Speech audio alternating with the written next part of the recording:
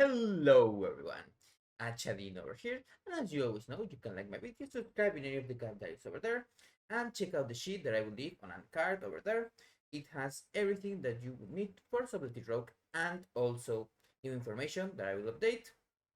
And this video will be about what to use our new dinars. Let's say they have a different name, but they are used to do almost the same thing that we did in the season, let's say 4 that we had in Shadowlands, that it lets you get one item deterministically. That means that eventually you can get one of those very rare items that you know are there. So, first of all, let me explain a little bit what will happen in the Season of Awakening. I'm going to talk in this video about raids.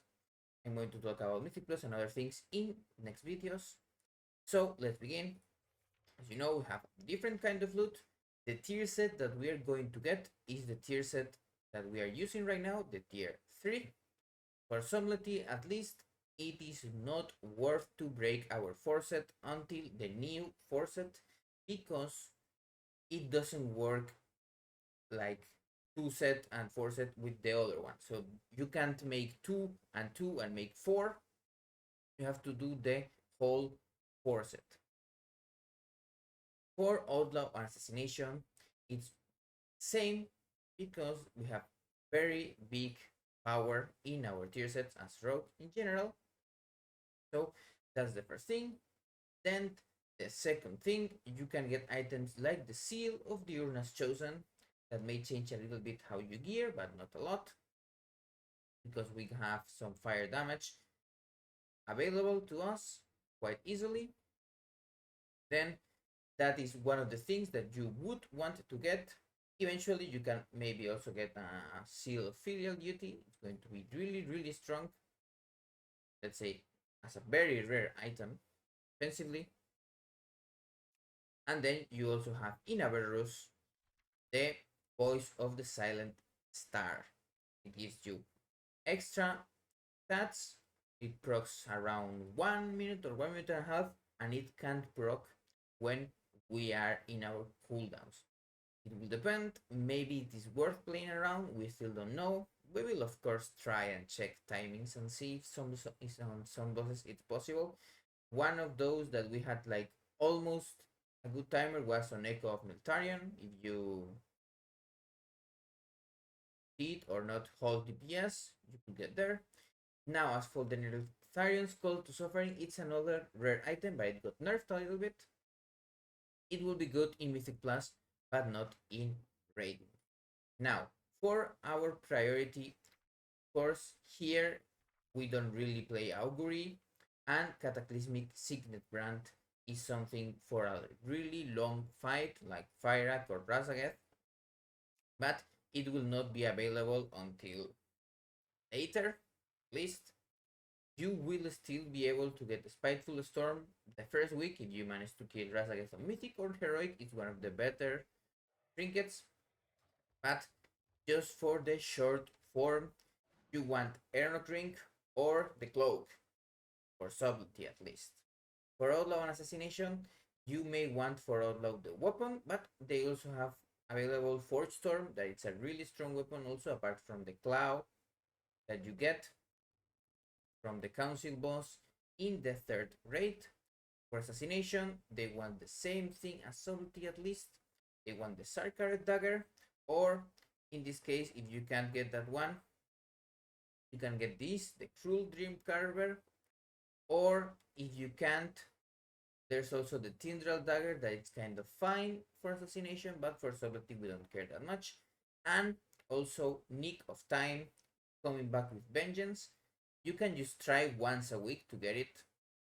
It's worth it, but it's not a huge DPS increase that you would care that much if you are full Mythic geared. But the thing is, the first weeks, it's at least worth a try to go with 3 rogues and try to get it with your pals or with people in the Discord or whatever, and go together. If one gets it, then he can trace it to the other in next weeks, and maybe eventually across the season, everyone will have their nick of time. It's a little bit of extra damage that it's kind of free, let's say. As for crafts, for subtlety, we still want 2 silken linings or maybe 1 shadow flame to proc the Ranok ring, but it's not a huge DPS difference. There are a lot of different profiles that you can see that are really close. Who is updating the profiles as we talk? Everything there. And assassination and outlaw are not changing that much either. Outlaw will still be using the shadow flame things, and assassination also 2 blue silken linings or maybe 1 shadow flame or even boots made, but it's not 100%. We still don't know, maybe there are some changes, but that is the initial idea of what you do. Now, as you know, Mythic will be available from the first week, but the first 2 weeks will be Vault of the Incarnates. That means that these will be the bosses that will be available, and of course, as you know, we can get the Terros dagger really easily. We also have access in this case to a dagger in the dungeons. Remember, we have the dungeons here in Dragonflight. We have a dagger in Brackenhide Hollow that is quite decent, and then there's another in the, I think it was in Uldaman or in, yes, in Uldaman. We have another one, and then the best one, at least for subtlety, for a while it was, but we still know, is one from Halls of Infusion. Critical versatility.